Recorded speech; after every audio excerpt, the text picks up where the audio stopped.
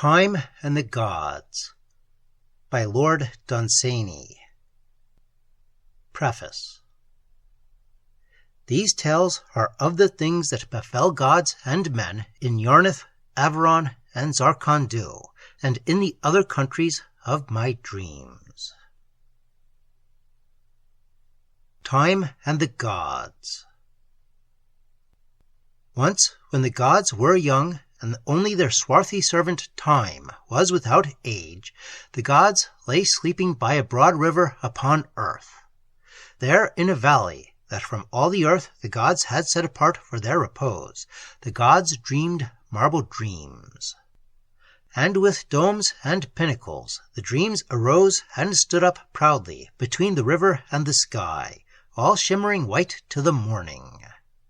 In the city's midst, the gleaming marble of 1,000 steps climbed to the citadel, where arose 4 pinnacles beckoning to heaven, and midmost between the pinnacles there stood the dome, vast as the gods had dreamed it. All around, terrace by terrace, there went marble lawns, well guarded by onyx lions, and carved with effigies of all the gods striding amid the symbols of the worlds. With a sound like tinkling bells, far off in the land of shepherds, hidden by some hill, the waters of many fountains turned again home. Then the gods awoke, and there stood Sardathrion. Not to common men have the gods given to walk Sardathrion's streets, and not to common eyes to see her fountains. Only to those to whom in lonely passes in the night the gods have spoken, leaning through the stars, to those that have heard the voices of the gods above the morning, or seen their faces bending above the sea. Only to those hath it been given to see Sardathrion, to stand where her pinnacles gather together in the night fresh from the dreams of gods. For round the valley a great desert lies, through which no common traveller may come.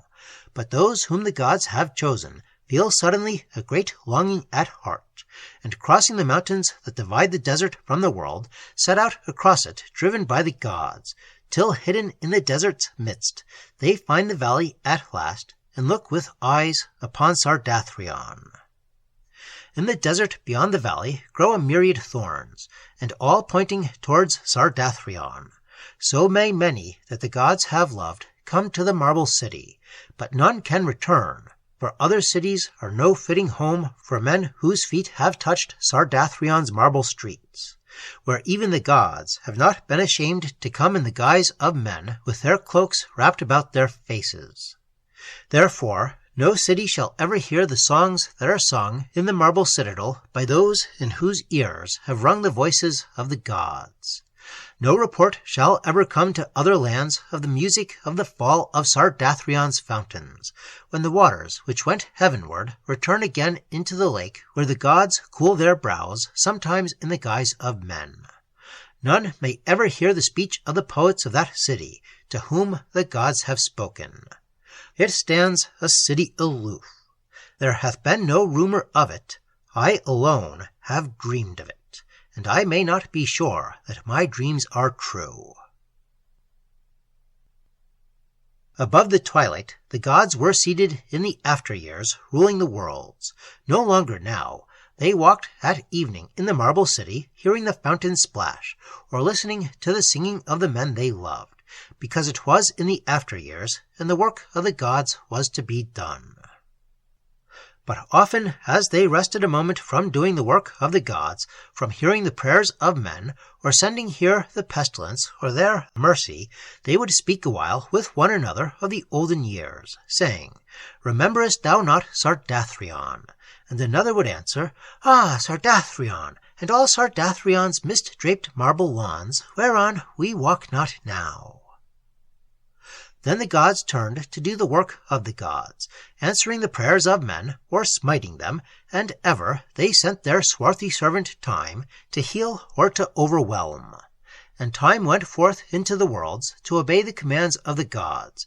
Yet he cast furtive glances at his masters, and the gods distrusted Time, because he had known the worlds or ever the gods became. One day, when furtive time had gone into the worlds to nimbly smite some city, whereof the gods were wary, the gods above the twilight, speaking to one another, said, Surely we are the lords of time, and gods of the worlds besides. See how our city Sardathrion lifts over other cities. Others arise and perish, but Sardathrion standeth yet, the first and the last of cities. Rivers are lost in the sea, and streams forsake the hills, but ever Sardathrion's fountains arise in our dream city. As was Sardathrion when the gods were young, so are her streets today as a sign that we are the gods. Suddenly, the swart figure of Time stood up before the gods, with both hands dripping with blood and a red sword dangling idly from his fingers, and said, Sardathrion is gone! I have overthrown it! And the gods said, Sardathrion, Sardathrion the marble city, thou hast overthrown it, thou, the slave of the gods. And the oldest of the gods said, Sardathrion, Sardathrion, and is Sardathrion gone?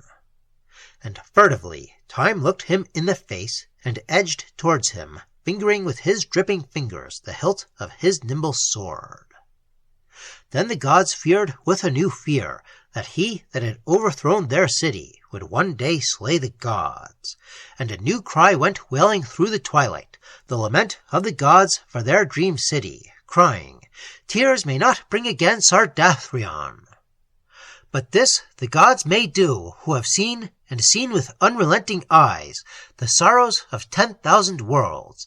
Thy gods may weep for thee. Tears may not bring again Sardathrion.